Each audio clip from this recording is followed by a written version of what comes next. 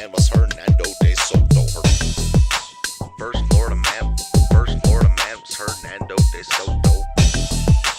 First Florida man. Hello, everybody, and welcome to the show. You guys excited? I'm excited. Why does my mic keep turning down by itself? Is that better? Can you hear me now? Testing 1, 2, 3. Testing 1, 2, 3. How is everybody? Did you all have a great Mother's Day? I had a good Mother's Day. I went to my mom's house. I went to my sister-in-law's house and saw my mother-in-law there. It was a good day. It was a very good day. Happy Mother's Day to all the moms out there. I think momming is one of the most underrated jobs in the world because not only do you have the entire weight of the world on your shoulders, but you have to make sure that you're creating human beings that can be a part of society, which for the most part goes okay, but not always. We could tell from my channel, not always. So I'm glad to see everyone here. Good to have you. The main story that we're going to cover tonight is the hearing that happened with that gentleman that we covered last week that was alleged to have attempted to kidnap a child from Walmart. I have that hearing coming up here in a couple minutes, but I have a couple smaller stories to start off the show. So we'll do that first. I was about to say I have booze to drink if we got $20 or up, but we're not doing that tonight. I have to work in the morning. So we have coffee tonight. What are you enjoying while watching the show? I am enjoying a coffee from Caribou Coffee, which I'm very excited about because one opened near where I am sometimes. And I'm very excited about it because it is my favorite kind of like drive through, get coffee out. I don't usually buy coffee. I usually make my own coffee, mainly because I don't like Starbucks and there's an awful lot of Starbucks around, but also because I'm cheap and I don't like to pay for coffee. But they did open a Caribou, so I did get an iced white mocha to enjoy during the show. So we will be doing that, and I will be up all night because I'm going to enjoy it. People steal everything. Yeah, people steal everything from Walmart, even children, apparently. No, this guy did not steal children. This guy did not. But we'll see. We'll watch the video again, and we'll go over the hearing. But first, this one caught my attention. Galveston cruise safety. FBI reports nearly weekly ship investigations as passengers surge. Now, the reason this caught my attention is because Galveston, mostly the only thing that sails out of Galveston is Carnival. And I used to quite enjoy Carnival cruises, so much so that I'm a Platinum Rewards member on Carnival Cruise, which I don't know. Why does it keep turning down by itself? Are you guys hearing that? Does it sound weird when it does that? I don't know why it does that. Anyway, from all the videos that's been coming out lately, I don't feel like I can travel with Carnival anymore. I don't think I'm the clientele that they're going after. I don't think I would enjoy myself anymore unless it's like an Alaska cruise or a Mediterranean cruise or something like that. But it used to be fun to pop down to Florida, jump on like a 3-day weekend cruise for a couple of $100. It was a nice vacation. It's all inclusive, so it was a good deal. And makes me nervous now. And I'm not going to be able to enjoy all of those Platinum Rewards member perks that you get when you're traveling with Carnival. So let's see what's going on in Galveston. It did it again. Are you guys hearing this? I can't hear myself. So I don't know why my mic is doing that. Okay, so you people are saying the sound is fine. So I guess the sound is fine. If it goes so low that you cannot hear me, I always worry when I'm streaming with my co-host on Wednesdays and Fridays, KFAR, that our sound levels will be so off. Like I'll be very quiet and he'll be loud. It's more difficult than when I'm streaming by myself, obviously, because you got to kind of match each other. Otherwise, One you're not going to be able to hear, and the other one will blow your eardrums out. So anyway, that inside baseball, you guys don't need to know about that. The cruise industry is booming in Galveston, with more people than ever before expected to travel by ship this year. It means law enforcement is also working harder than ever to make sure your vacation is safe. The FBI is now having a dedicated special agent investigating cruise crimes in our area, which we found may be happening more than you realize. KPRC2's Bryce Newberry has the story you'll see only on 2 tonight. Cruise ships come in and out of the port of Galveston multiple times a week, and the FBI says nearly every week they're having to board a ship to investigate a crime that happened in international waters. It has to be done efficiently before the next group of passengers ship out. Before dawn and before vessels arrive at the 4th busiest cruise port in America. This serves as the functional equivalent of the border. The work is underway for Acting Area Port Director John Landry and his team, now busier than ever before. Growth has been exponential. He leads the port's Customs and Border Protection operation, tasked with screening millions of passengers.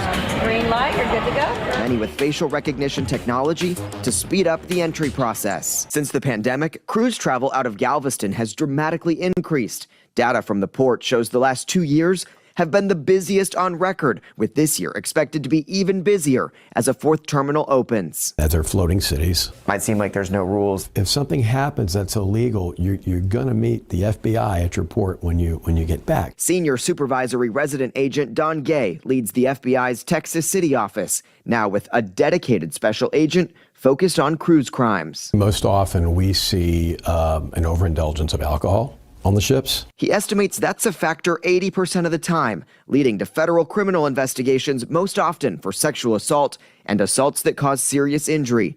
The FBI also looks into suspicious deaths on board, missing persons, and high-value thefts, all with time being critical. Very small window to investigate the scene because you have a moving target. The ship's in port, you're doing a turnover, and moving out of port. Before travelers ever debark, CBP spends days combing through manifest data for everyone getting on. We do some pretty in-depth vetting of those folks. We'll find out that the individual may have a warrant, either leaving the country before they get onto the ship, or we get them when they're coming back and we take them into custody. How often is that happening on a cruise out of here? Almost every cruise we see somebody. In a secure area. I kind of love that they're checking the manifesto for people who have warrants and letting them go off on a nice 5 or 7 day vacation to wherever they're going. I think out of Galveston, it's mostly to Mexico and the Caribbean. And then just waiting for them to get back, which is hilarious to me.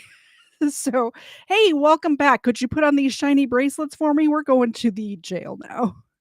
Area of the cruise terminal, CBP has this extra screening area where jail cells await rowdy, law-breaking passengers, usually flagged to federal agents before they return from sea. It really comes back to personal responsibility on these cruise ships, and that's people knowing when to stop. A majority of the time, law enforcement says everything is fine on board, but the work is constant to ensure safety once everyone is thousands of miles from home. When an individual or a family comes on a cruise, they can go on board and not have to worry about that. That's our ultimate goal.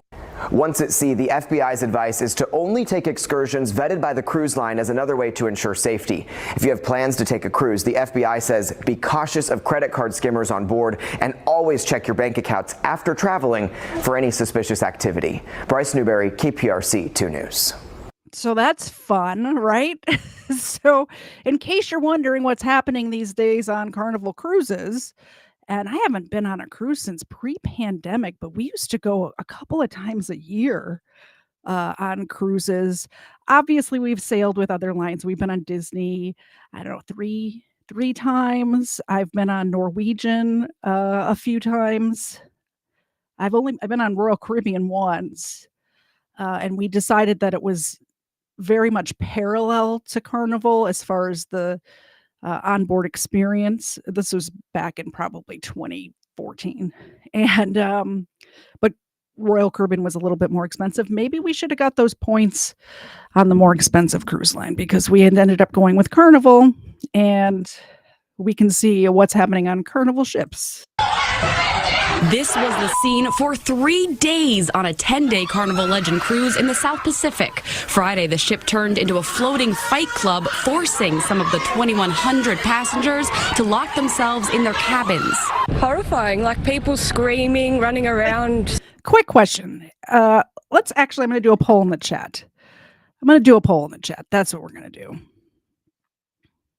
Throwing glasses, everything, like nightmare. Blood everywhere, people's faces getting smashed in. Yeah, they were full-on attacks. The attacks blamed on a group of 23 people traveling together, origins unknown. They were just roaming the decks, just looking to pick on like any Aussie they could find. Others blame the ship's security guards for escalating the chaos. They put handcuffs around their hands, used them as knuckle busters, and punching women, 16-year-old kids, everything. They were on the ground in handcuffs, begging for them to stop, and then the security just kept punching them. During an unscheduled stop in Australia, police removed the group and then continued the scheduled trip. Ali Bauman, CBS 2 News. Carnival Cruise Lines is offering the passengers a 25% future cruise credit as a goodwill gesture. Wow. This one happened recently, I think last week, maybe the week, 12 days ago, it says. This is in, I think, Port Canaveral. This is in customs. Like the one place where you do not want to, like, if you've ever traveled out of the country, the one place you mind your P's and Q's is in customs, right? Going through security. Like, this is not TSA. This is like above TSA. When you come back into the country, you have to go through customs. This is where this one happened. Captured the moment a massive brawl broke out among Carnival cruise ship passengers in Texas, resulting in more than a dozen people being banned from the liner for life. The violence erupted as passengers were disembarking from the Carnival Jubilee when it docked in Galveston on Saturday, following a week-long Caribbean trip. Footage shared on social media shows multiple passengers barging past barriers to trade blows, with one man shoved to the floor and then pummeled by a handful of others. Multiple security guards can be seen running toward the fight, but they struggled to immediately contain the melee. Several open suitcases were left scattered around the terminal in the aftermath. A Carnival Cruise spokesperson told the Post that the incident occurred in the debarkation area under the authority of U.S. Customs and Border Protection, and that the matter was turned over to law enforcement. The company said, "We will not tolerate such behavior," adding that 24 people have been placed on their do not sail list. At least one person was arrested, though police have not revealed what sparked the ruckus or what charges were filed. For more stories just like these, be sure to subscribe to the New York Post. So it looks like about half of you have been on a cruise before. My next question, let me know in the chat. What would you do if you were on a cruise ship and it said that first story that we watched, or the second tab that I clicked on, said that it had been going on for 3 days. Why? I have to unshare and reshare. It's not doing it. Share. Okay. Okay, so for 3 days that fight was going on. What would you do in that case? If you were on a cruise ship and for 3 days there was just melee going on board. Unable to share screen. Contact our help center. This is not going to make for a good show. Oh no. Oh no. I have a whole thing I wanted to show you guys. Not good. Not good. Anyway, what would you do? Would you lock yourself inside your room? Would you still just order room service? Nowadays, you have to pay for room service. So that seems kind of like a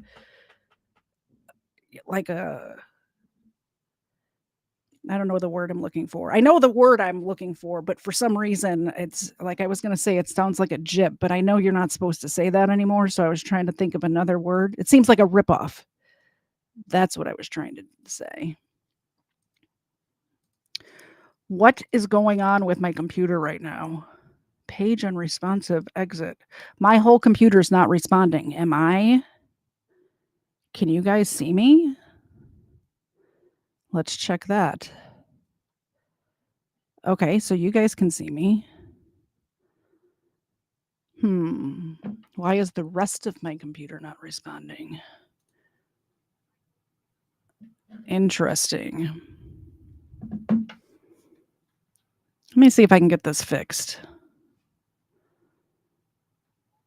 Let's see if I can fix this. Hang out for a minute, guys.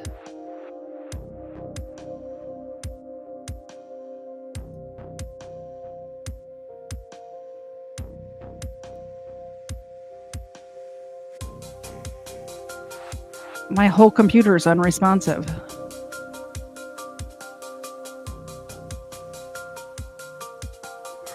Huh.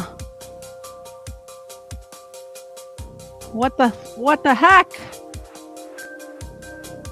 I don't know what to do.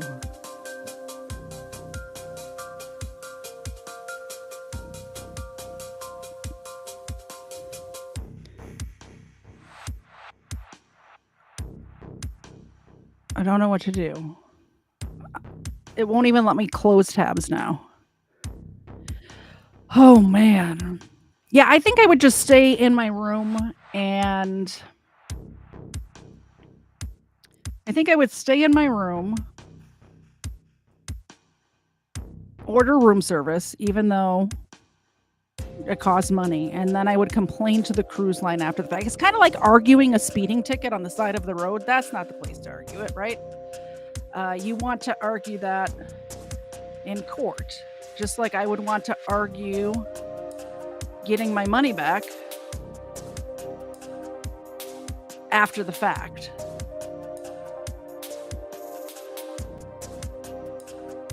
Something's happening. Something is happening with my computer.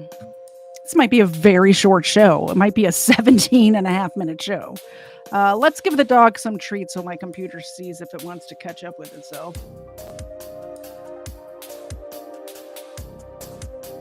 It's saying unresponsive. Everything's unresponsive.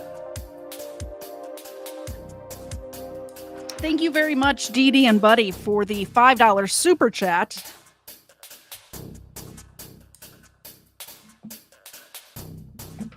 There you go. Ava. And Zena. Can you catch? She can, and she did.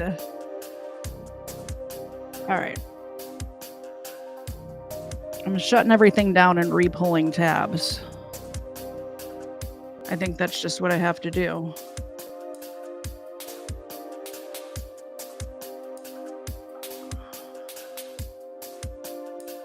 I had everything lined up. I'm so sad.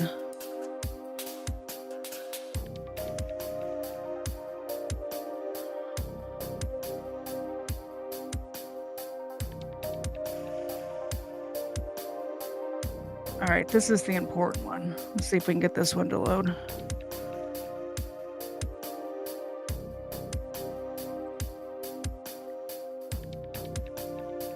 I'm sorry for the delay, everybody. Thank you for hanging on. 34 of you right now hanging on for me. I appreciate that. I think I may have taken care of it, possibly.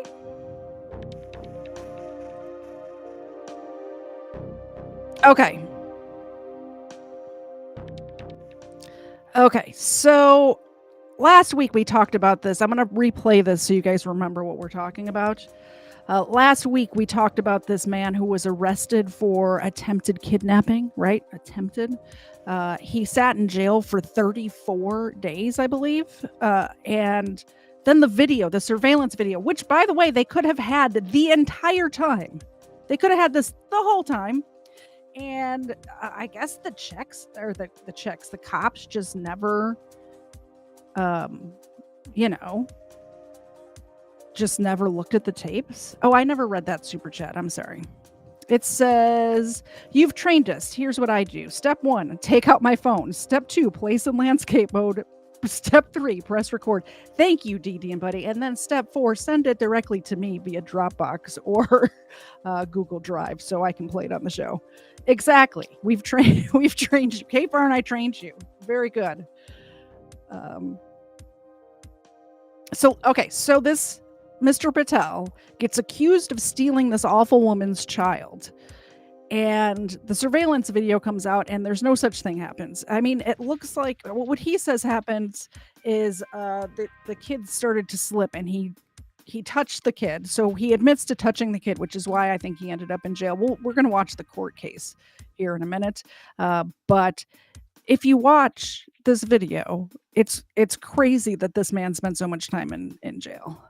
A woman says a man tried to kidnap her child, caught on camera. It happened inside an Ackworth Walmart. Atlanta News First reporter Chelsea Bimfor is at the Cobb County Jail live at 5, where, Chelsea, he remains behind bars at this time still. Yeah, Joe, that suspect was supposed to have a bond hearing today, but that was pushed off until next month. So instead, he's still serving time here for crimes that his attorney says he did not commit. That lawyer telling us today this new video should prove that her client is innocent.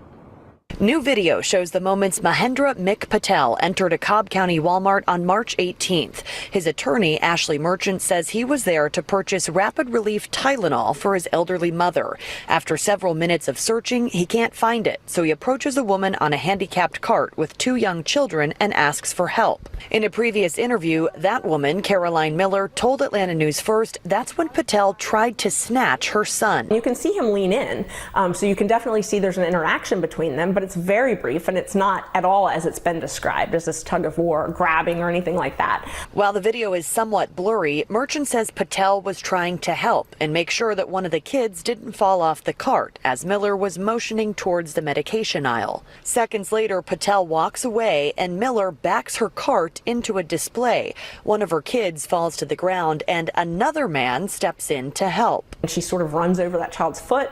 This gentleman jumps in to help, just like Mick had done, tries to get the child who's just fallen on the floor. He's not charged with any crime. Only Mick is charged with the crime. Patel is then seen on camera with a Walmart employee who walks him to the Tylenol aisle. As he walks towards the checkout counter, he runs into Miller again and shows her that he found the medicine. He proceeds to buy it and walks out of the store. 911 was the location of your emergency. About 30 minutes later, Miller calls 911 and tells the operator what happened, then explains why she waited so long to call. I had to rip my baby out of some other man's hands because he was trying to snatch him. It all happened so fast, and he was out of the store before, and while I was talking to the manager, he had left. I'm sorry, I would have called sooner, but I got my baby back. There's nothing sinister about it. I think it's just been grossly misrepresented and grossly taken out of proportion. Caroline Miller did not return our request for comment today. Prosecutors have also requested a gag order be implemented in this case following all of the media coverage. Reporting live from the Cobb County Jail, Chelsea Bimfor, Atlanta News First. Okay, so we covered that last week. Now I want to get you what happened this week with that case. So back then, I had said mistakenly that he was out of jail already. He was not. He was still in jail last Sunday. This week, this happened. This is a bond hearing, and we're going to watch the whole thing, and I'm going to stop and comment here and there, but I'm going to try to let it play as much as I can. But you guys know me. I've got to say stuff sometimes, so I will pause it for that. That I'm ready, Ms. Okay. Well, having said that, I'm ready, Ms. Merchant. Great. Thank you so much, Judge. And Judge, thank you for letting some people in support appear by Zoom. Also, the jury assembly room has been opened for other supporters. We have right now about 150 people down there, and they're still pouring in. Made sure that was. Yo Mama said that she volunteers to be on the jury. You, I believe, would be in the correct jurisdiction. And I was just at my in-laws' house who also all volunteered to be on this jury as well when I told them what I was doing on the show today. So maybe you all could be on the jury together. That'd be fun. Was open for you. Thank you so much. We appreciate that. Judge, we are here because the state has accused Mahendra Patel, and he goes by Mick, but Mick Patel, of, at first it was kidnapping, and then it moved to attempted kidnapping. So he was arrested on March 21st of 2025 for an incident that allegedly happened at a local Walmart on March 18th. The officer took out a warrant for kidnapping. He was in jail, the Cobb County Jail, from March 18th probably the 19th. I think they arrested him the next day. But from March 18th all the way till this past week, how crazy is that? Not attempted assault and battery. Subsequently, the state indicted that case on April 3rd. Okay. I'm going to try not to pause, but yes, the woman does not need a motorized scooter. She was using it to give her kids a joyride, which in my head, that's just as bad as parking in a handicap spot when you're not handicapped. If somebody goes into that store who has just had some sort of surgery or is, a lot of people who are handicapped can make it from the car to the store, but then it's too much to walk around to do all of their shopping. So they don't want to pull out their wheelchair. They can make it from point A to point B, but it's too much to walk around. So they are depending on the motorized scooter, but it's not going to be there at the front of the store plugged in because she's giving her kids a joyride on it. Had a bond and probable cause hearing scheduled for April 16th, but when the state indicted it, they indicted it for attempted kidnapping and then misdemeanor assault and misdemeanor bond. So we were not able to have that bond hearing. Mr. Patel was not given bond at first appearance. At that time, he was charged with kidnapping of a minor. The state essentially is alleging that Mr. Patel had an interaction with a lady named Caroline Miller at this local Walmart. They've said that Ms. Miller was pointing out to Mr. Patel where the Tylenol was in the store, and that Mr. Patel grabbed the child and started pulling the child away from Ms. Miller. Ms. Miller has said that they engaged in a back and forth and a tug of war, as she described it, for 10 seconds before she was able to finally get the child back. Luckily, we have video. The video shows that Mr. Patel did lean in to Ms. Miller and her child. They were in a handicapped scooter, mobility cart. There's different names. She is admittedly not handicapped, has admitted to that publicly, and was riding it because her child enjoyed it, sort of like a joyride. He interacted with her. We'll show you the entire interaction, but the super relevant portion is less than 5 seconds. Before he actually... Less than 5 seconds? Less than 5 seconds. Okay. And I'll walk you through that. It's about a 5-minute clip, and I'll walk you through that in a moment. But we're very lucky that we have that. So Ms. Miller pointed to where the Tylenol was. Mr. Patel went, got the Tylenol, and the video couldn't be clearer. Mr. Patel did not try to kidnap this child. What it shows, just to walk you through the timeline, because I think it's important, it shows starting at 8:17, you can see Mr. Patel entering the Walmart. And I'm going to show you parts of this, not all of it, but and if you want to see more of it, we can show you all you want, but what we've done is pull out the relevant parts. Thank you so much, Cool Clearwater, for becoming a member. I'm so happy to see it. We do for the members here on this channel a game night once a month, and I will let everyone know, coming up to it. I believe maybe next Saturday. I'll have to check the calendar, but I'll let you know in advance, and I will also post in the community for members only the link to join the game night if you choose to do that. And I know you have family as well that you all are on that account, so everyone's welcome to join. Not just one of you. Thank you so much. I will reward the puppers for your membership. Zena, can you catch this? She can, and she did. I think all those times of her not catching it is because I'm a bad thrower.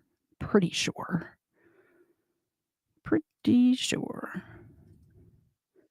So he enters the Walmart at 8:17. Then at 8:18, you can see him enter the pharmacy area.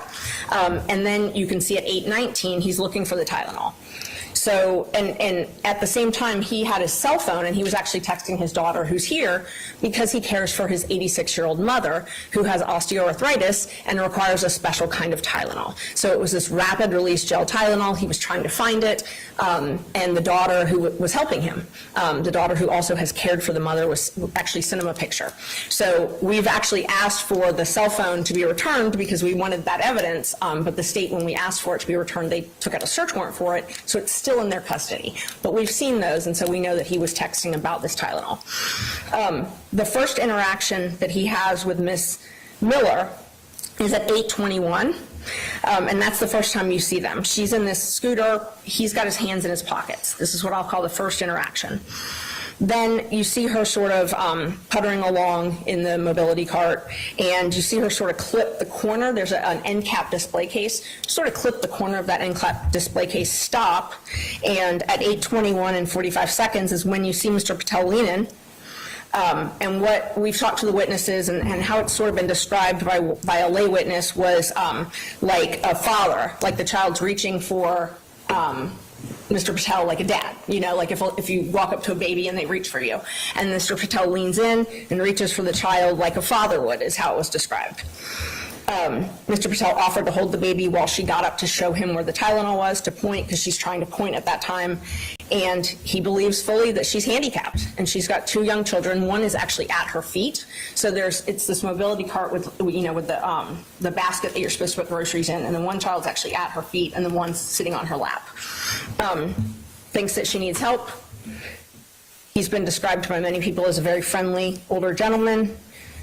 Leans in. You can see this, you'll see this, leans towards him. Miller leans back. He immediately backs up, puts his hands back in his pocket.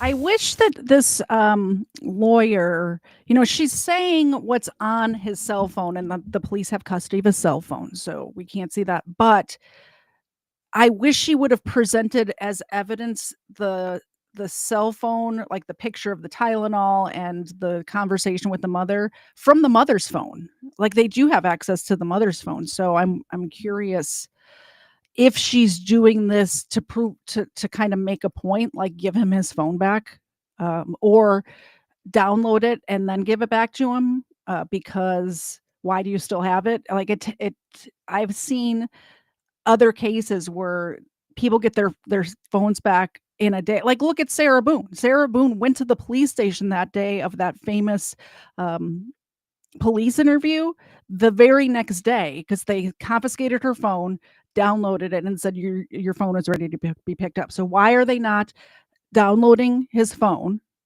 which I assume takes less than a day? It probably takes maybe a couple of hours, if that. And I understand you have to go in order. There's probably it's like one person that has to do this for every case in the county or the city or wherever they are.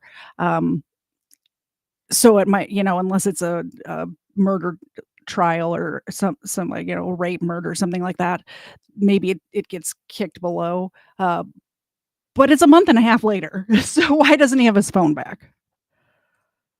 You see him back away at 8:21 and 51 seconds, put his hands back in his pockets, and she actually continues to stand up, point out where the Tylenol is, and he continues to walk towards the Tylenol. At 8:21 and 57 seconds, you see him leave and go to the Tylenol. Then less than 5 seconds later, you see Miss Miller back up. She actually backs into the display case at this point. The display case visibly moves. Then you see her run over her child's foot. Her child actually does fall out of the cart. She runs over the child's foot, and another bystander who's there, who had witnessed the other interaction with Mr. Patel earlier, he had been right there within arm's reach. The gentleman who described it as like a father, you know, interaction. That gentleman jumps in and grabs the child because the child's foot is sort of under the mobility cart. At this point, that gentleman, and his name is Mr. Leyva, he's on the warrant, so that's public record. His name is Mr. Leyva. So he is talking with Miss Miller at that point, and then you see Mr. Patel sort of have a brief interaction with them as he's walking to get another employee. So this is the second interaction, but the first interaction after this alleged kidnapping.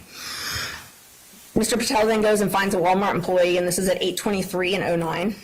The employee comes back and takes him to find the Tylenol. Miss Miller's creeping along, and Mr. Patel and Miss Miller walk past, Mr. Patel and this Walmart employee walk past Miss Miller in the mobility cart. She says nothing. Mr. Patel goes, gets the Tylenol with this employee. So this is the third interaction.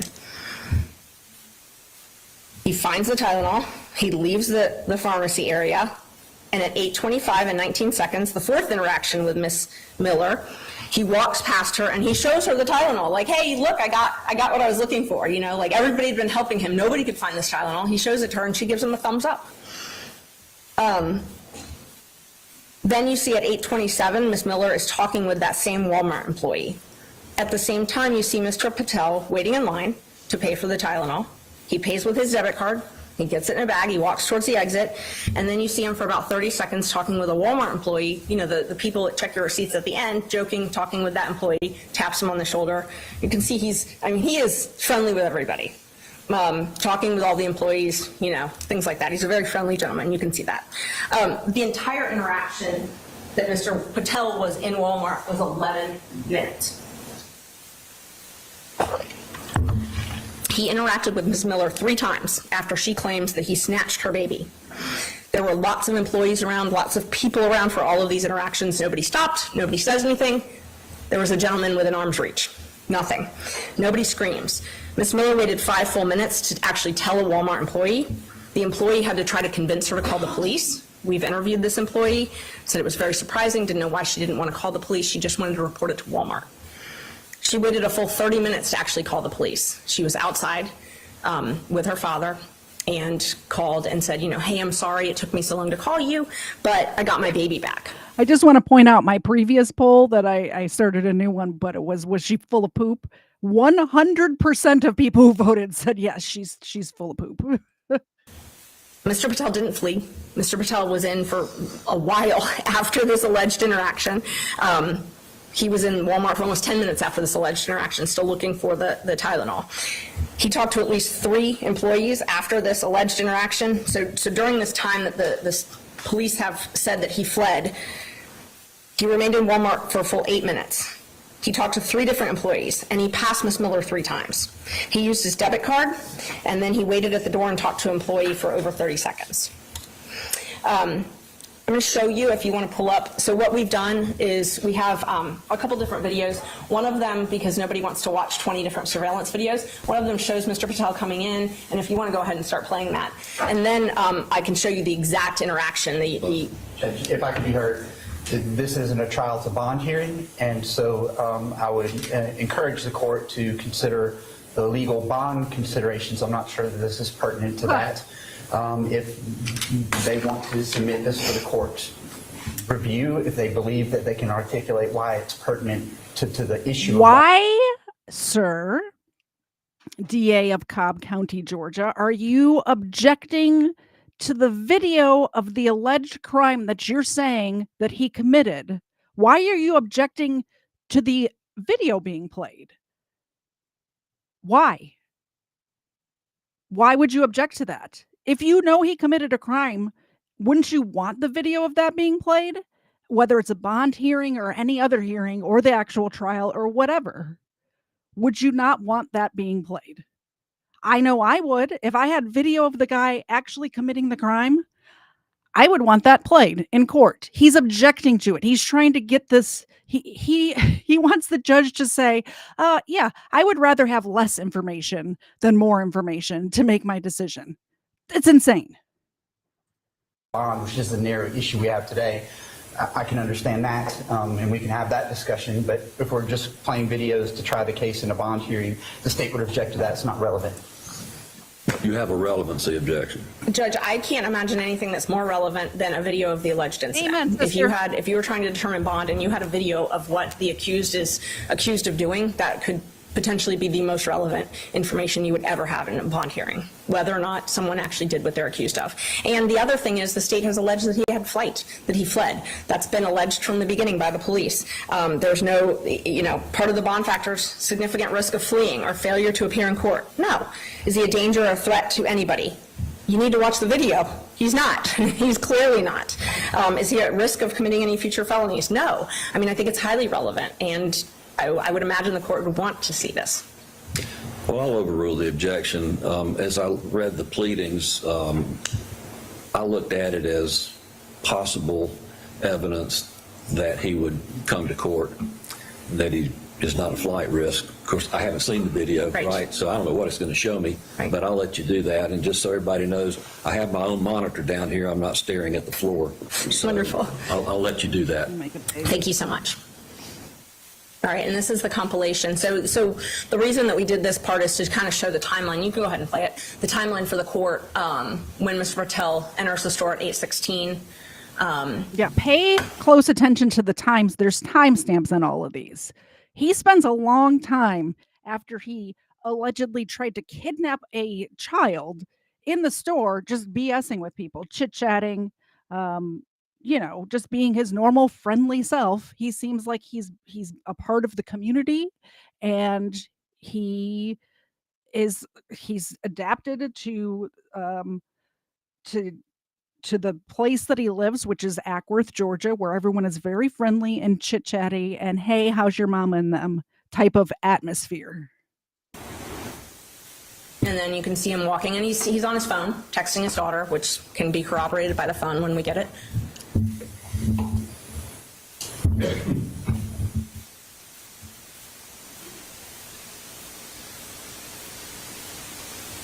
Now you see him, he's walking to the pharmacy section. This is the pharmacy section.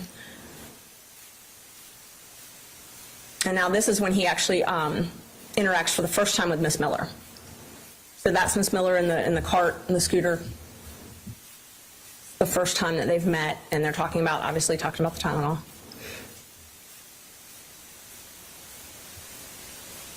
And so the gentleman, you can see a gentleman in an orange shirt behind them. That's the gentleman I was talking about. That's the witness. His name is Mr. Leyva. All right. He's the one that later assists. All right. And witnessed the whole thing.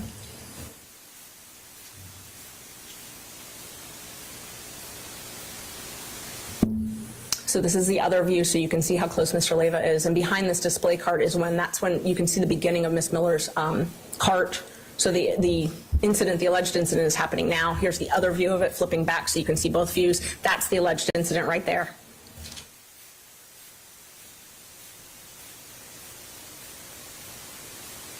Then she points.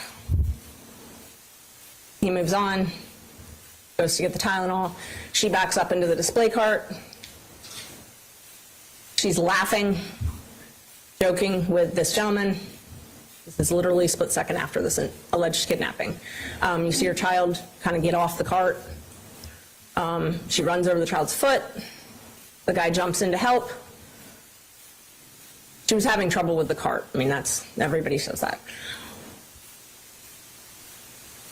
All of this is after this alleged kidnapping has taken place.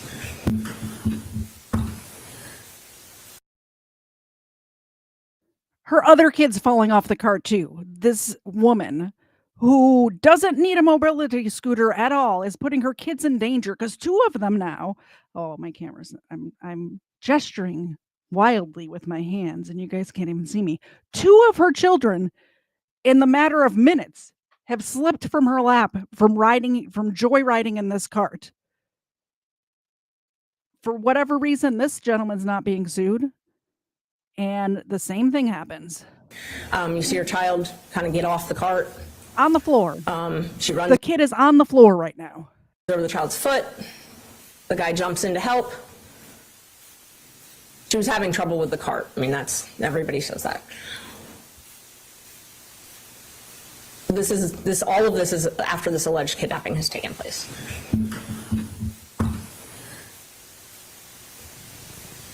There's Mr. Patel entering the video again.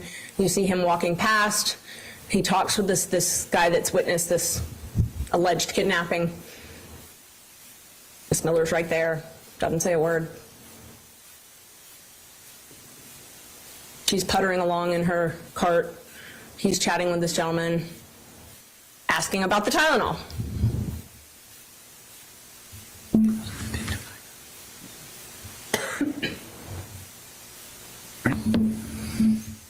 This gentleman speaks Spanish, so the communication's a little bit difficult there.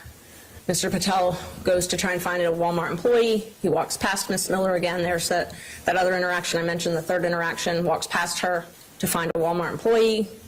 Again, this is all after this alleged kidnapping, so, he's not fleeing. Going to find another employee. There's the employee walking him back to the Walmart pharmacy to show him where the Tylenol is. So you can see Miss Miller puttering along in her cart in the back of this video.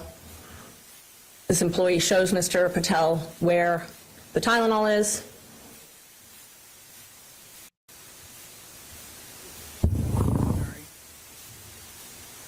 Miss Miller puttering along still on her cart. Mr. Patel walks past her, shows her, look, I got the Tylenol. She gives him a thumbs up.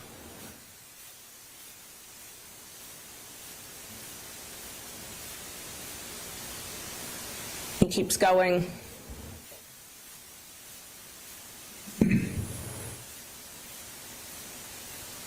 That's when, at 8:27, that's when she first told this woman. 8:27. So 10 minutes later. Thank you very much, the vegetarian carnivore, aka Doc, laughing, or for the $10 super chat, laughing and witness did not react to Patel touching the child. She was laughing immediately afterwards. She did not believe this was a kidnapping. GCF should investigate her. That's not a bad idea. Putting her kids on that cart that she can't control and doesn't need is enough reason. She's putting her kids in danger. She ran over the daughter's foot, right? We watched it happen. We watched it happen. A big treat for $10. Not a duck foot. Duck feet are $20, mainly because I'm almost out of them. Look at how low that bag is for the duck feet. But we have these ones that were sent to the P.O. box called Full Moon Natural Essentials. Natural Essentials Savory Sticks, free range beef recipe. Not sponsored, but I appreciate it when you guys send stuff to the P.O. box, which you can find in my channel description. No one has ever sent me anything to the P.O. box, but we've gotten lots of gifts for the dogs. Lots of gifts for the dogs. And look at how happy they are. Look at these happy dogs. So I appreciate gifts for the dogs too. I do have to check the P.O. box. Somebody said they sent something else, but I only go there maybe if I know something's going to be there. I try to get there ASAP, but for the most part, it's not. Well, I'm going to not say it. I'm just saying I get there about once a week. So it's not like all of my mail goes to the P.O. box, I should say. So it's not like I have to check it every day. Oh, Xena got it. I thought the terrorist was going to steal Xena's plots. Thank you. Good girl. Xena plots. Hey, plots. Thank you. Good girls. Thank you very much for the $10 super chat. Okay. Back to this idiot. Not Mr. Patel, the other one. Oh, that's true. Erica did send me a present. I forgot about that, Erica. I've actually used that recently. I used that gift recently, and I truly appreciate it. But yeah, I'm not gonna. Walmart employee. Sometimes I am such an open book, and I have to catch myself from saying things because for whatever reason, I'm so controversial that people hate me. So I don't want to give too much away. You know what I mean? Can't give too much away. At the same exact time, Mr. Patel is paying for his Tylenol, so he's still in the store. And you can see if you zoom in, and we didn't do that, but it's the rapid release Tylenol. It's a special gel Tylenol that it's the exact same label that his daughter texted him a picture of to buy.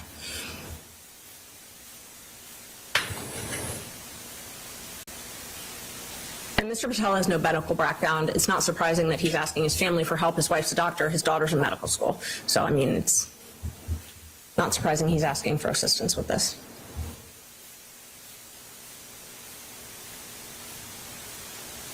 He's with his card in his name, linked to his bank account.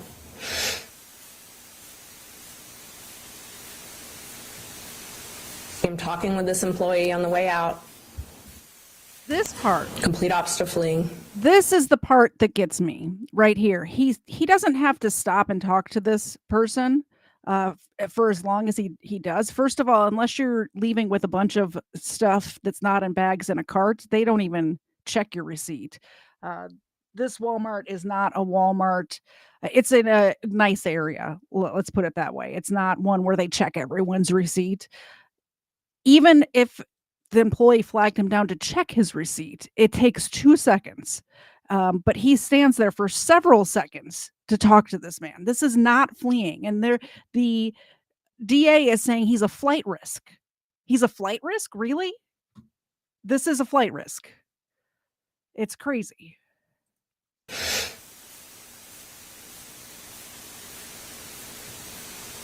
I'm talking with this employee on the way out.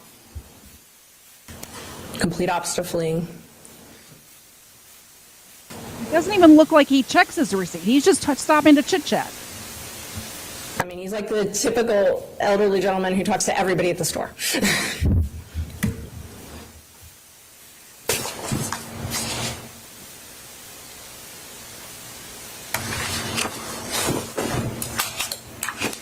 And then he leaves. 8:28, 8:29, he leaves. And Judge, so I've got the two videos of that alleged interaction if you want to see them. I don't want anybody to think anything's been taken out of anything, or, I mean, it's all on here, but what we did with this compilation is try to show both sides, you know, back and forth.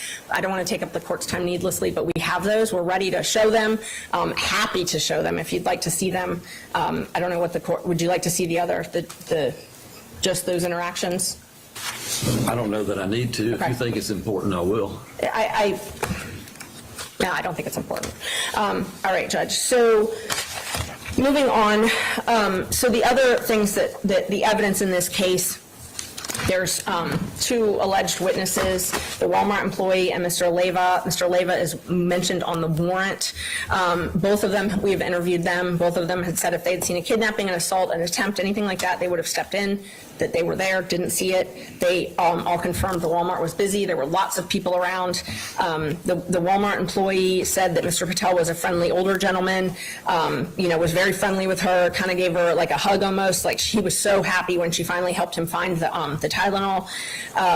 She said that she didn't know what was going on with Miss Miller, but she's not permitted to ask what her handicap is, but she said it was suspicious that she didn't scream, call 911, anything like that. And then Mr. Leyva, the gentleman in the orange shirt that you saw, again, he said that Mr. Patel lifted the child like the child's father, and that Miss Miller sort of pulled back the child. There was no tug of war. Mr. Leyva actually was mistaken and thought it was the younger child that all this was happening with. He was kind of confused, but the one thing he was sure about was that there was no attempted abduction, and had he seen anything like that, he was close enough that he would have stepped in and done something. He also told us that there were lots of people that witnessed the interaction. He speaks Spanish, so we had a Spanish interpreter interview him because there was definitely a language barrier with him, though. Mr. Patel talked to the police. He answered the police's questions. He told the police that This is a very good question, Chicago Emerald. I believe it's because this is a new DA for this county, and he's trying to, the new DA is trying to prove a point that we're tough on crime, all of that. Somebody mentioned that it might be racial profiling. It could be. It could be. I don't think so personally, but it wouldn't surprise me if it was, right? It just really wouldn't. Hey, Colonel Angus, good to see you. We're watching this court case of this attempted kidnapping in Ackworth. I don't know if you've seen this, but it's ridiculous. Obviously, there was no kidnapping. There was no attempted kidnapping. But Cobb County put this guy in jail for 45 days. Leaned in to pick the child up so that she could show him where the Tylenol is. He told them that.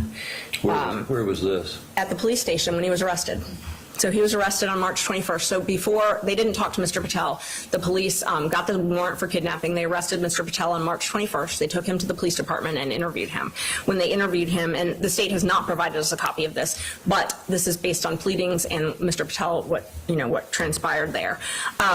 He said that he did. I mean, he confirmed that he leaned in to pick the child up so that she could stand up and show him where the Tylenol was. At that point, he believes, as anyone would, that she's handicapped. And she's got two young children, which you can clearly see she's having some trouble with the cart. I mean, it's a reasonable thing. And if you think that there's a child that's falling or might fall and someone's trying to stand up to help you, the reasonable thing would be to help that person. The state in one of their pleadings pointed out that he did not tell the police specifically that he thought the child was falling, but nobody asked him that either.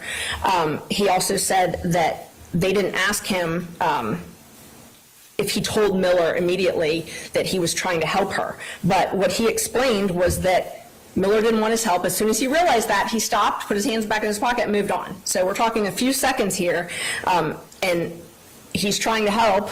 She says she doesn't want his help. he pulls back. You can see it, and you can see it on the video. And we know Mr. Patel cares for his 86-year-old elderly mother. We know why he's there. He's not there for a sinister purpose. Judge, I anticipate the state's probably going to focus a lot on Mr. Patel and his prior record. Mr. Patel has a conviction from a 2006 conspiracy. It's a Class E felony. For those that don't really practice in federal court, myself included, I had to call the federal defender to explain how it all works to me. The Class E felony is sort of like our high and aggravated misdemeanor. It's a 1 to 5 type of offense. It's a conspiracy. He accepted responsibility for his role in a 2006. It was a white collar case. It's a conspiracy, and the allegations, I was able to get the transcript and get the indictment and get the plea recommendation and all of that. Mr. Patel and another gentleman who was one of his neighbors, Mr. Obleton, they essentially contacted a company and they were asking for rewards to get a contract for a school, public school system's IT system. So at the time, Mr. Patel was an engineer. And he entered into a sales agreement in early 2007, whereby he would get a 3.9. Okay, Cerebral Tackle has a question in the chat. I think it was one of the witnesses that they needed the translator for, not Mr. Patel. Because I have an interview that will be coming up here in a second from Mr. Patel, and he seems to speak English just fine. So there was something else I was going to say. I don't remember what it was, but I'm sure I'll remember here in a second. 9% commission for if this company got the sales agreement, the IT agreement, to do the IT stuff for the school system. In March of 2000. That was my other question. So I don't understand this part. She's explaining a felony that he had, nonviolent. None of his record is anything violent. Nothing that you would think would be a child kidnapping. Also, people who are child predators against children, this is not something that they just turn into one day. This is something that builds over time, and he has nothing regarding children at all in his past. Nothing at all. But okay, so this crime that she's talking about, I don't get it. I don't understand it. So listen to this part, and somebody in the chat, please explain it to me. It sounds like he collected rewards points that weren't his or something like that. But I'm not, it was confusing to me. I'm not sure. Record. Mr. Patel has a conviction from a 2006 conspiracy. It's a Class E felony. For those that don't really practice in federal court, myself included, I had to call the federal defender to explain. Let me get this real quick before we get to the part where she's explaining the crime, because I'm going to play it all the way through without pausing it, so somebody in the chat who is smarter than me, which is probably most of you, could explain it to me. Thank you very much, Jonathan, for becoming a member. I appreciate it. Ava appreciates it. Zena will probably wake up for it. And you will be invited to game night. This is from Jonathan. He loves you very much. He's here to see you. Obviously, none of you here are probably here to see me. I know that you guys are here for Zena, who is giving you all the side eye right now. Zena, can you catch? I think it's my bad throwing that makes her not be able to catch. I really do. All right, let's hear about this federal crime that he committed. They say 2007. That's almost 20 years ago. I was married in 2007. I'm coming up on my 19-year anniversary in a couple of months. So a long, long time ago. How it all works to me. The Class E felony is sort of like our high and aggravated misdemeanor. It's a 1 to 5 type of offense. It's a conspiracy. He accepted responsibility for his role in a 2006. It was a white collar case. It's a conspiracy, and the allegations, I was able to get the transcript and get the indictment and get the plea recommendation and all of that.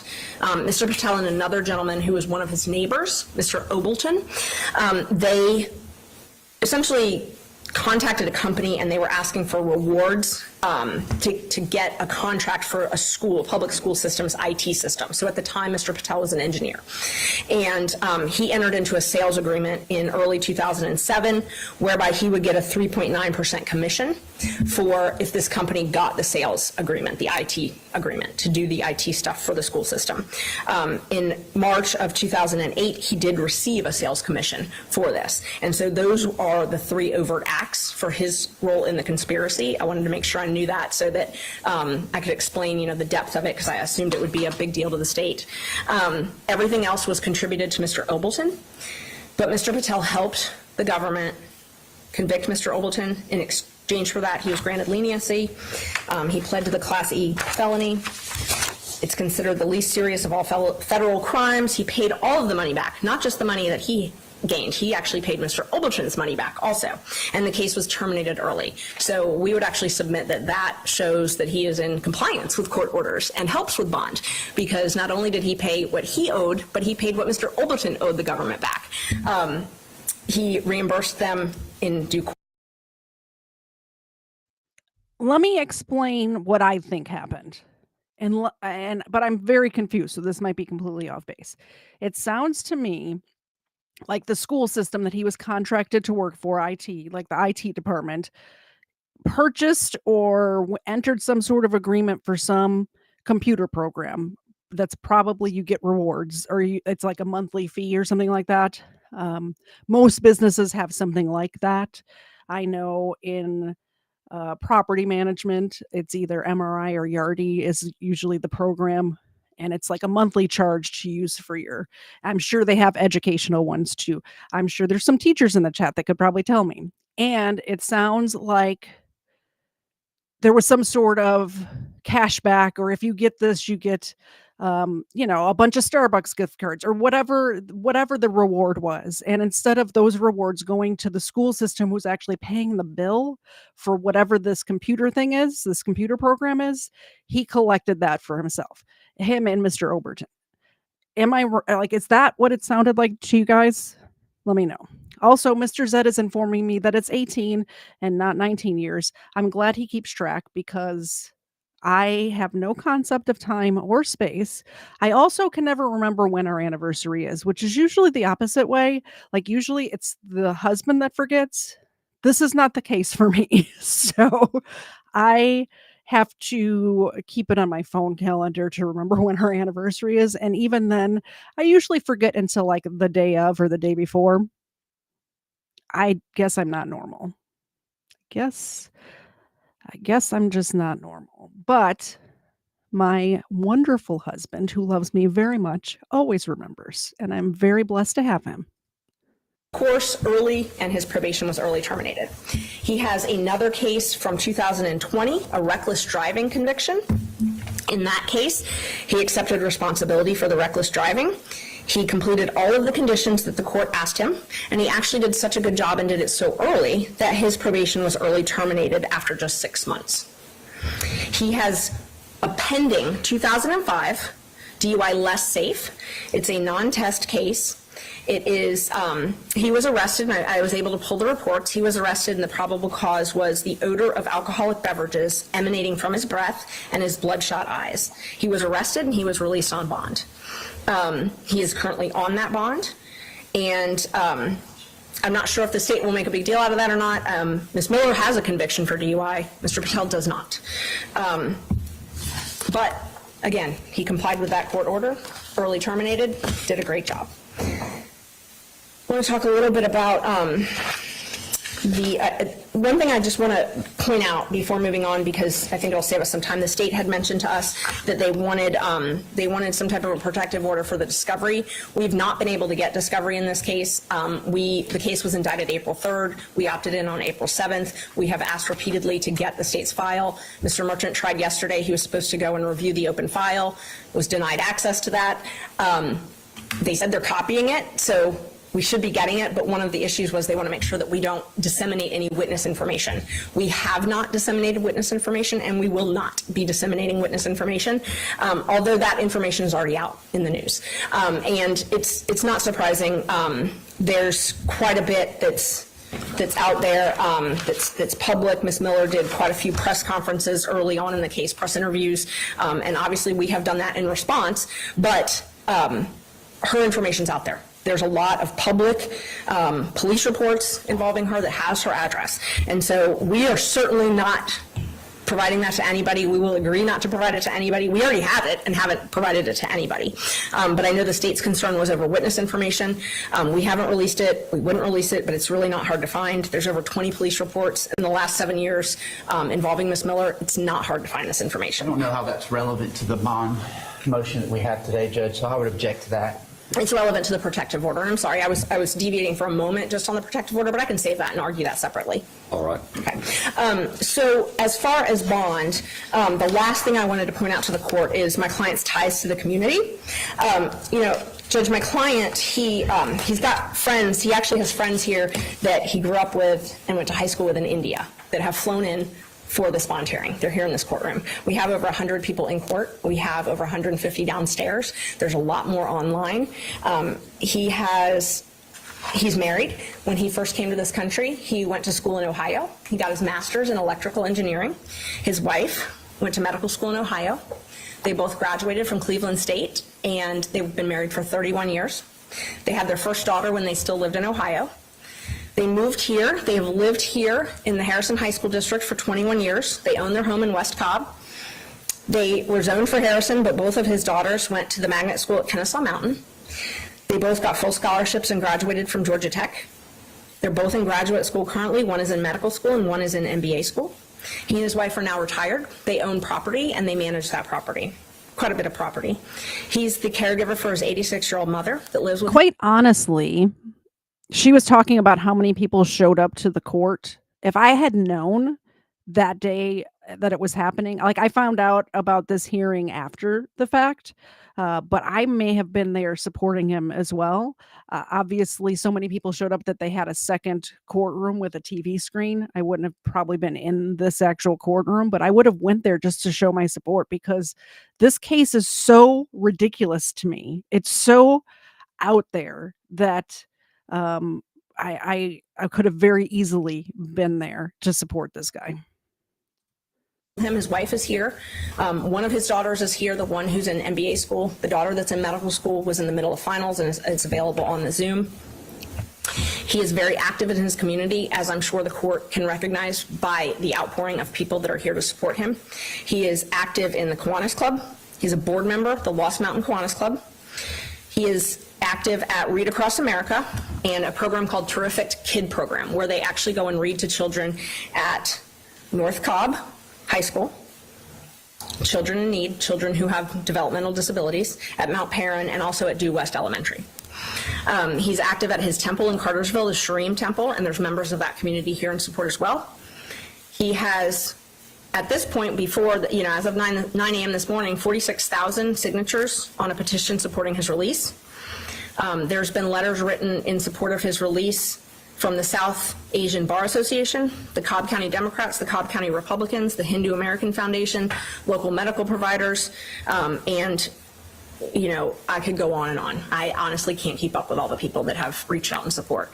He has members of his family here. Bipartisan support of this man, which is so unusual in 2025. The Cobb County Democrats and the Cobb County Republicans both support this guy. His wife. If this actually goes to trial, I will go there. I will go there for the trial, for sure. Daughter, uncles, aunts, cousins, friends, schoolmates, members of the community, his neighbors. His neighbors have contacted us multiple times and just can't believe that he's in jail. His house is the house where the bus stop is, and all the kids like to wait for the bus at his house. And so he's got neighbors here in support of him, just a lot of community support. So, Judge, we would ask that you release him on bond. How old is he? How old are you? 57 years. 57. I was going to say 56. I forgot. He had a birthday 2 weeks ago in the Cobb County Jail. So he is now 57 years old. He's been in the Cobb County Jail for 6 weeks without a bond. And we would just ask that you release him on bond, Judge. And if there's anything else you want to know about him. In what amount? $10,000, please. She should have asked for no bond. She should have asked for no bond. So he did end up getting bond, and he got bonded out immediately. Now I want to show you, before all of this video was released, what she was saying happened. So we just watched the video. We heard what happened. We watched the video from all angles, right? We saw what happened. Let's see what she said before she knew that the video was going to be released. So we're going out of order here. This happened first while he was still in jail. First, she lived every parent's worst nightmare after police say someone tried to kidnap her child. Atlanta News First, Bridget Spencer's live tonight at the Cobb County Jail. Bridget, this happened while they were at a Walmart. Blair and Carly, this certainly is something this mother would like to forget. Tonight I talked to her and she walked us through those terrifying moments where she thought she was going to lose her child.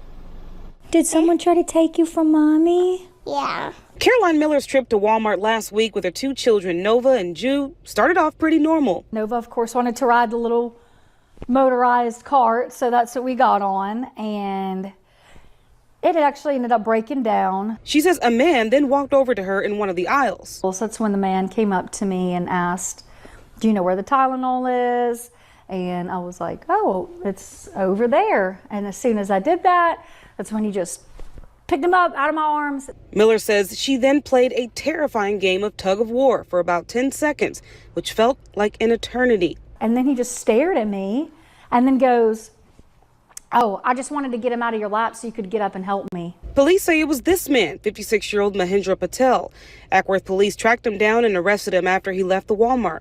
2-year-old Jude was not hurt, and his sister was unharmed as well, something Miller is grateful for today. There really are people out here, and then a mile radius of us right now, that have ill intentions, that are targeting people, that are planning to do these things. Just be prepared for it when it does. And we're told Patel is here at the Cobb County Jail tonight facing multiple charges, including kidnapping as well as battery charges. Police also tell us they are working with multiple agencies in this investigation. We're live in Cobb County. Bridget Spencer, Atlanta News First. Crazy, right? That was her story going into this. That was her story going into this, which is just bonkers to me when you actually witness what happened via the video. There's video. Walmart has wonderful surveillance. Even if you don't see a camera in Walmart, keep in mind, I worked at Walmart a very long time ago. However, even back then, so let's see, when did I work at Walmart? From 1990, no, sorry, from 2000 till 2005, 2006 in there. So many, many years ago, I worked at Walmart. And even during that time, if there's pinhole cameras that are behind like pegboards inside the aisles. So if you look up and you're like, "Oh, nobody can see me from here. There's no cameras that can see me from here." They can still see you.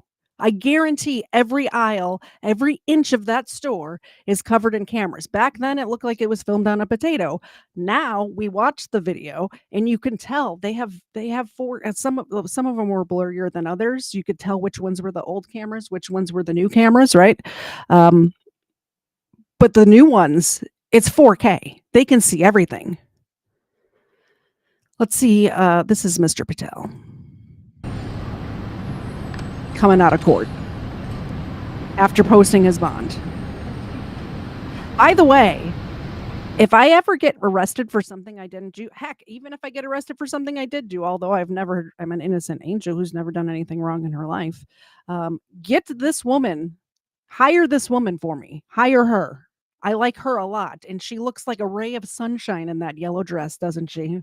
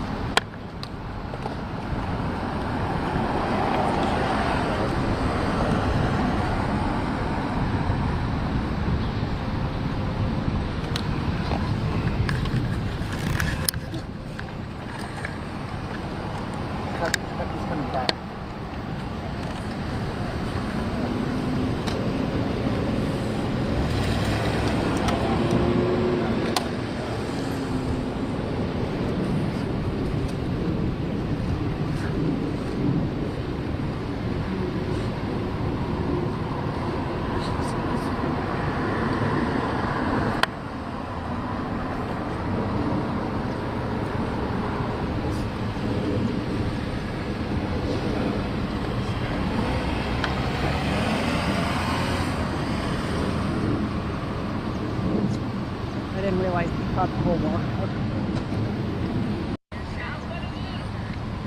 Finally, I'm out. Here we go. How does it feel? I feel great. It's a freedom that's called now. Finally, I'm out.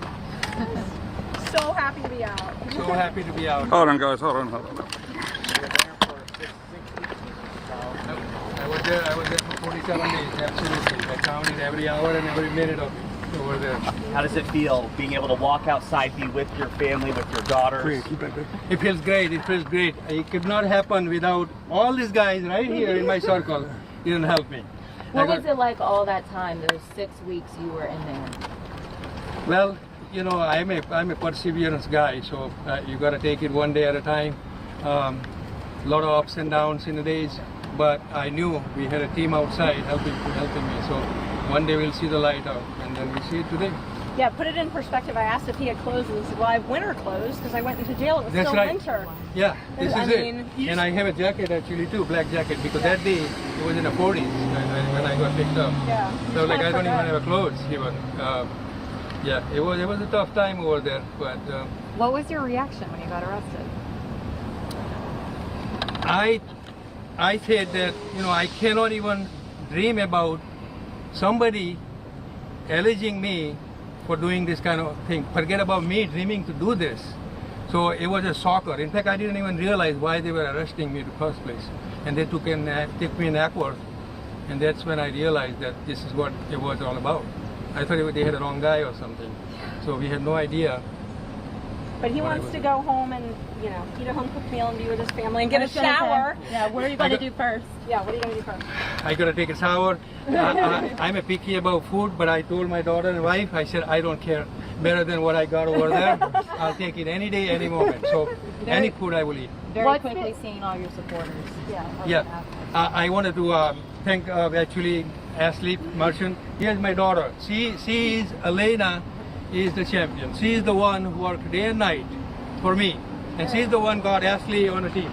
I couldn't do it without my daughter. You've gotten 47,000 signatures. How do you feel about all this support you've been getting around? I'm overwhelmed. I don't know how I will be able to pay the thing for great food. Everyone that had supported him this whole journey and without question, and we are really very grateful. I could not believe that this many supporters came out today, were inside and outside the courtroom to support me. I'm very grateful for that. Very grateful for that. Mahendra, it's just happy, positive. Right? Yeah, happy, positive. I think they came up with it, so I didn't have any choice but to wear a green one. So.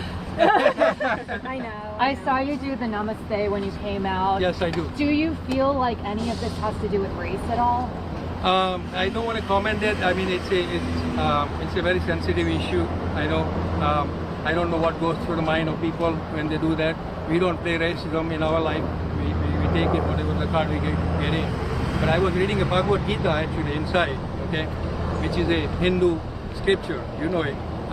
And then when I was coming out, one of the inmate, who's a white inmate there, he said, "Can I get this Gita? Can I get this Gita?" I said, "Of course. Of course you can get a Gita. We'll send you 10 of them if you want to." So they were reading as well. And I think it's a big... Don says he hopes he sues that woman. She doesn't have anything. What's he going to sue for? Like, you have to, like, I really don't think she has anything that, like, the lawsuit would cost more than he would collect from her. And even if you sue somebody and win a judgment against them, that doesn't mean you get paid. It means then you have to fight to get your money, and then you have to get another order to garnish wages. And, you know, I don't know. I just don't know. But he might have a suit against Cobb County. So all of you in the chat, which I know a handful of you live in Cobb County right now, I imagine your tax dollars will soon be paying this man. Bigger thing God put me in. I don't know why. They just picked me out of the road and put me over there for 47 days. We'll figure out. We'll pray for it and see what his message is, what he wants me to do. How excited are you to actually clear your name, be out there in front of it now? Well, we haven't cleared yet. We still have to go. I think this is the first step in the right direction. I think it goes beyond me, actually, that, you know, you are innocent until you are proven guilty. and sometimes, you know, things doesn't work out. I'm so happy, and so happy for my paralegal right here. She was overwhelmed, okay, lady. How do you feel about what Caroline Miller is saying about you? I don't know. I don't feel grievance about other people. That's what it is. You know, we take it positively, everything in life, and whatever comes to, it's her karma that she will have to keep up with whatever she did, and we go about our life. But again, I wanted to thank all of them. It would never have happened because of this lady right here. Are you hoping the DA will drop the charges? When first day she came, we were like, you have no idea what is going on outside, but we gotta change your image over here. Yeah. It's just such a wrong one. First few days were not good for our family and everybody, but we quickly turned around, and I'm so grateful for not only Atlantans who came out inside and outside today, but also so many people from online, all across the country and out of country, in other countries as well, supported us all over in social media, and I could not be thankful for more. Well, thank you all. Okay, so the Walrus asks, why 6 weeks for a bond hearing? Unalivers are out within days. Horrible injustice. He did have a bond hearing, and they gave him no bond because they didn't see the video. They didn't see that it didn't happen. They thought he would attempted to kidnap a child, so they kept him in jail. But they could have seen. They could have seen the video. The police officers, I imagine, saw the video that day. I'm not sure. They wouldn't have gotten a physical copy of it, but we've seen from the body cam shows that we do where somebody is caught shoplifting, they will play it on the screen for them, and then Walmart will send them a physical copy after the fact, which takes a few days. But the officers will point their body cam at the screens where it's being displayed, so they have it. It might not be the best copy. They have to wait for that to come in, but I'm sure the officers saw the video of that night. It is a horrible injustice, and also unalivers usually don't get bond right away, but I understand your point. Well, I should say I mean, I don't even like to use the word unalivers. People who murder people where it's suspected first degree, even second degree sometimes. People who like maybe are not getting bond, that's what I'm talking about. Possibly like a drunk driver kills somebody, something like that, where I don't know. Let's just say I don't know. I've seen people get bonded out pretty quickly for unintentional homicide, right? But they thought he kidnapped a child, or that's what they were saying. I don't think anybody really thought that, though. Last thing we're going to do, and then we're going to be done for the day, but let's watch the attorney speak about this attempted kidnapping. I just want to let you guys know, in case you click off before this is done, I will be back tomorrow night at 8 p.m. because I'm bored and have nothing to do. No, I have so many. I'm going to see if Kafer wants to join me. I haven't asked him yet. Maybe he will, maybe he won't. But we have so many body cam videos stacked up, and I will, Mr. Zed will not be home, so I'll just be here by myself. So I'm going to see about doing a stream at least for an hour or two on Monday. So come back for that. Let me know in the chat who's live right now where I can direct you guys. Court gave Mr. Patel a bond, and that he's going to be able to get out and celebrate the birthday that he missed while he was in custody. And so we're just very thankful about that. Why do you think we saw him? By the way, I have this turned up as loud as it goes. The audio on this is horrible because it's just outside on the courthouse steps. This is in between the time the judge decided to give him bond and they actually release him. For so long. I think that it was just a couple different factors that played into it. You know, the court system sometimes takes a while to get bond. I think the charges were embellished at the beginning, and that sort of led to a downward spiral that resulted in him sitting in jail for a while. Are you going to fight to get these charges dropped? Yes, definitely. We think Mr. Patel is. Process. What's next? Yeah, so Mick is innocent, and so we're definitely going to fight for his innocence and for him to be released. The process, we filed a motion to dismiss already. It's called a demurrer, and that's a motion to quash the indictment. So we've already filed that. We're hoping that the judge will dismiss the charges. Essentially, we're saying that he can admit to all the conduct and he's not guilty of a crime. You said the video in court, you said the video clearly shows that this was not a case of attempted kidnapping. If you could talk about that. Right. I mean, the video is clear. If you watch the video, you can see a gentleman who is helping someone who he thought's a neighbor at a neighborly Walmart. There's nothing criminal about it. There's nothing no interaction that's scary, nothing like that. I want to ask you about Mrs. Miller really quick. Do we, from what I understand, you said that she's made false accusations prior. Yes. Was this Lyft driver, Uber driver, another person of color? Yes, he was. He was an African-American gentleman, and there's been other prior false allegations. So we're sort of investigating that now and trying to put all of that together. Are you considering bringing charges against Ms. Miller? I mean, we can't bring charges against her. Filing any kind of report that could lead to charges? I'm not sure. We're investigating. We're trying to figure out the motivations. I mean, at this point, we just want the case dismissed against Mr. Patel. What did you make of what the district attorney's office had to say regarding a history of alcoholism and also pointing to the same video that you've provided and explaining it as something different than what you've stated? I think this is a case of a misunderstanding, and it's very clear, and you could see that in the court today.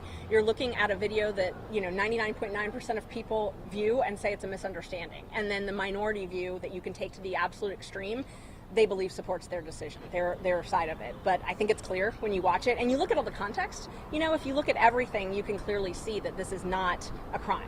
That this is nothing like that. I'm not surprised that they harped on his DUI arrest. I mean, that's what they have. I don't think it's particularly relevant because we've talked to all the witnesses and no one said there was any alcohol involved. But I also think that that's sort of what they had to try to deny bond in this case. I mean, it's that's completely unrelated to this, but we brought it up. We weren't trying to hide from it. I mean, we definitely brought it up. That happens, but I don't think it had anything to do with this, and it was just what the judge said. He has no violence. He has no charges involving children. He has nothing of a sexual nature. I mean, nothing like that.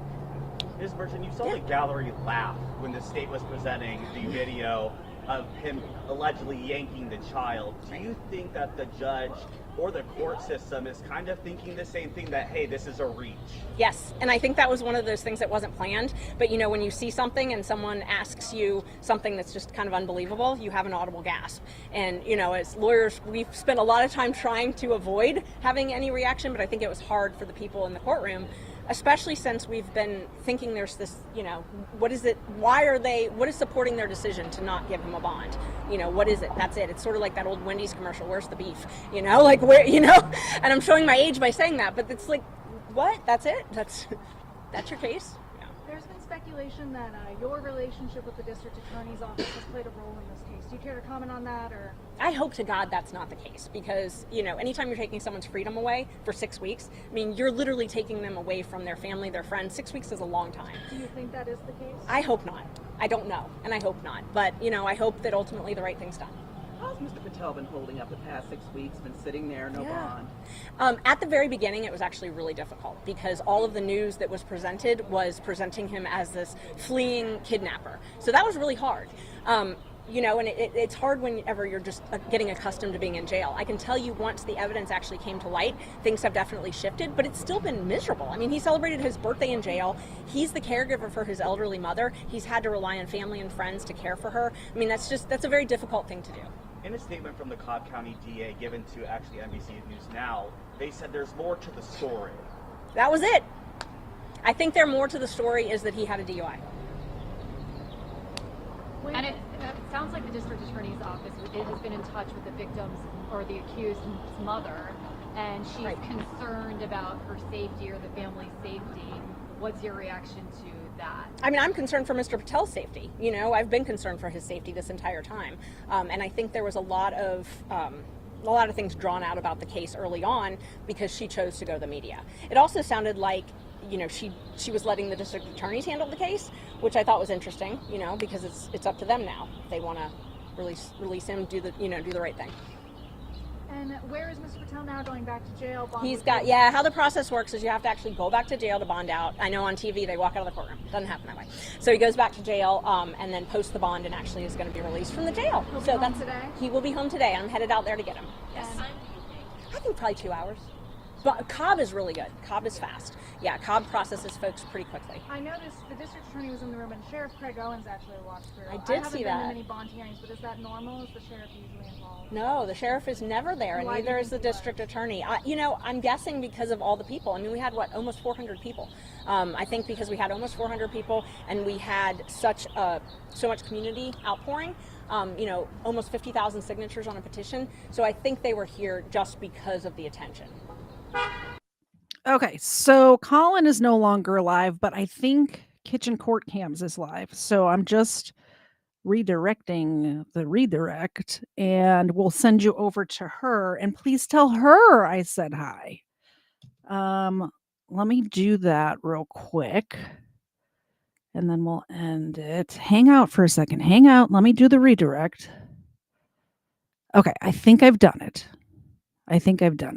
So I'm going to send you guys over to Kitchen Court Cams and tell her I said hello, and I will join you guys over there in the chat in a little bit once I wrap everything up here. So yeah, tomorrow night, 8 p.m. Eastern, I will be back. I'm not sure what we're doing, but I do know that I will be bored tomorrow night. So I'd rather hang out with you guys than hang out with just the dog, because the dogs are here too. But love hanging out with you guys. So we'll see you guys tomorrow night at 8 p.m. Eastern time. I'll see if Kfar wants to join me. And if not, I'll be here either way. So thank you all for coming. I think this case is ridiculous. I hope they drop the charges completely. But if they don't, I will be there in person to support this man. I promise. And I will interview people outside the courtroom or do what I can, just fire up the live stream from wherever I am, and we'll do that. Have a great night. See you guys tomorrow night, 8 p.m. Eastern. Bye, guys.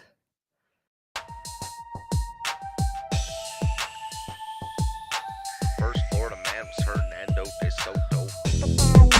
First Florida man, Hernando de Soto. First Florida man was Hernando de Soto. Won't you so loco? Show off your photos, throw out your Twinkies, throw up your ho-hos, tuck in them pinkies. Them shit's a no-no. The first Florida man was Hernando de Soto. Brought to my attention by the man with the mojo. My 8 subscriber, I'm a fagoso. Jump in them sinkies and dump them mimosos. The first Florida man was Hernando de Soto. First Florida man was Hernando de Soto. First Florida man was Hernando de Soto.